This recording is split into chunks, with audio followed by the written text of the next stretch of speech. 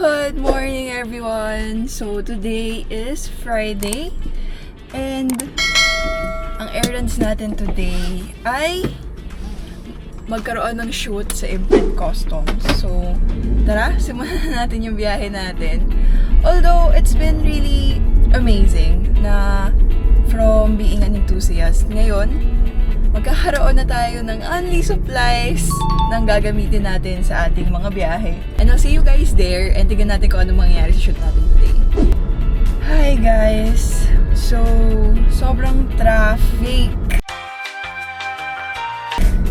Napaka-traffic papuntang Marcos Highway and papuntang Antipolo ngayon.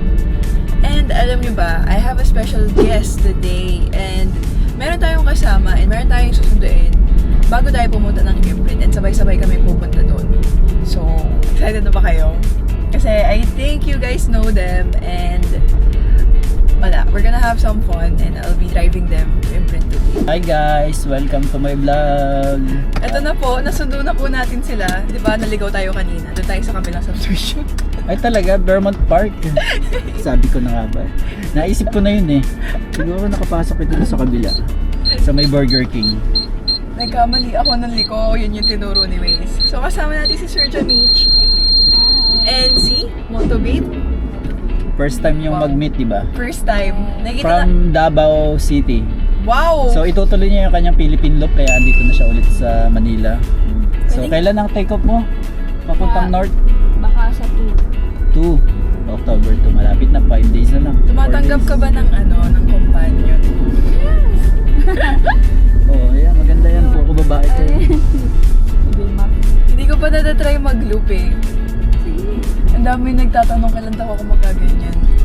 Ang Philippine loop po, tama po ba? Ano yun?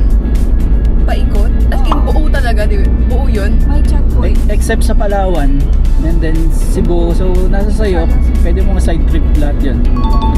Basta dapat within 30 days natapos mo yung loop. Pa 8 kasi yun pag ano. Gano'ng katagal po yan? Isang buwan? Kaya ng 15 days kasi may mga nakagawa ng 2 weeks ganyan. Pero pag kunyari po magaganyan ka, magkano po ang inaabot dapat ng budget na Depende sa motor na gagamitin. Kung 400cc ka big bike, mas mahal kasi ang Roro. At syempre mahal yung gasolina mo. Pag 400? Pero kung mga 150cc, 160cc na motor, gaya kay DB, nag-prepare ako ng 50k plus 10k emergency fund para nasa ATM lang nakabang. Sakto na. Oo, halos saktuhan yun. Pero depende pa rin kung malakas kang kumain.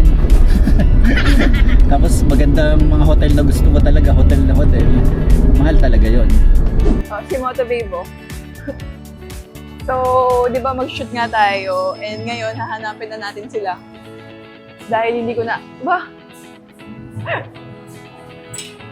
Welcome to Imprint Cafe. Tuloy po kayo. Parang kainan yan Motor yun nga po pala. Motor yun. Kakain tayo sa Imprint Cafe. Kasama si Max Moto and Jamich. And Motobabe. Motobabe. Grabe, Davao. Motobabe. Kailan ka pa dito? Kanina, madaling araw. Grabe, X4. Ha?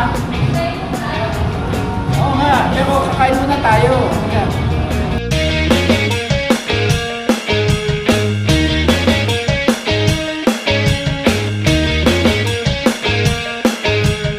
Hi, Sir Gian. And then, mag-photoshoot na tayo. Hi, sir. Hello po. Hi, what's up?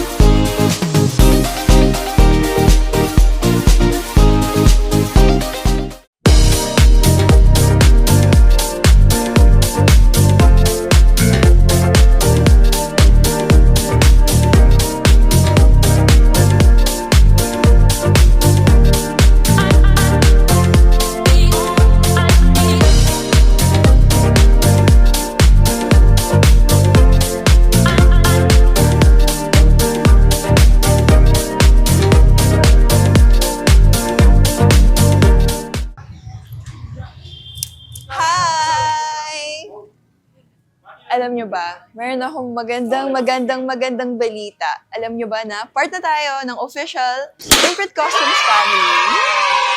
And ngayon, pipili na tayo ng ating mga damit na gagamitin natin sa ating mga biyahe. So, tara mag-shopping na tayo.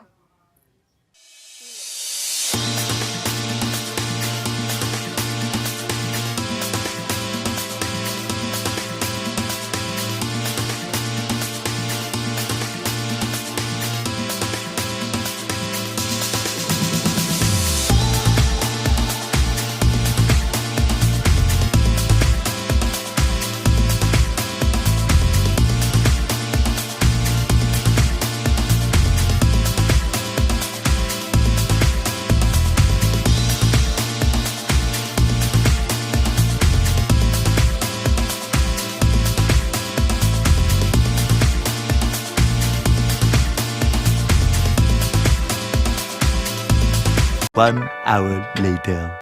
Hi guys! So, after 3 hours nating namimili. Wait, ano nang gal? Ayan, nakabili na tayo. So, di ba 3 shirt and 3 jersey? So, this is the first shirt na napili ko kasi bagay siya sa cargo pants ko na cream yung kulay. And ang ganda nung ng print sa likod. So, this is the first shirt. And then, second shirt, para meron tayong dry fit and magagamit din natin to if mag-gym tayo. So, di ba cute? And may kamachi ako nito, hulaan niyo kung sino. Oh no! Tapos, eto, napili ko tong shirt na to para pag, alam mo yun, mamamalengke lang ako, tapos dala ko si Lolo Ding. Kakulay kasi yun. Ah, di ba? Cute! Ate, maniniwala ka bang final na? At tapos na tayo.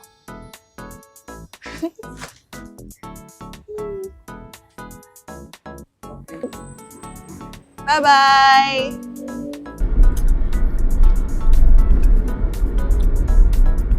Bye! Bye, Sir Jay. Thanks for driving. Thank you po sa pag-antay sa akin. If medyo mabagal talaga siya. Saan ba yun? Nakalak ba ito? Hindi. Ako na mag-drive. Ingat kapag drive. Yes po. Ay, go.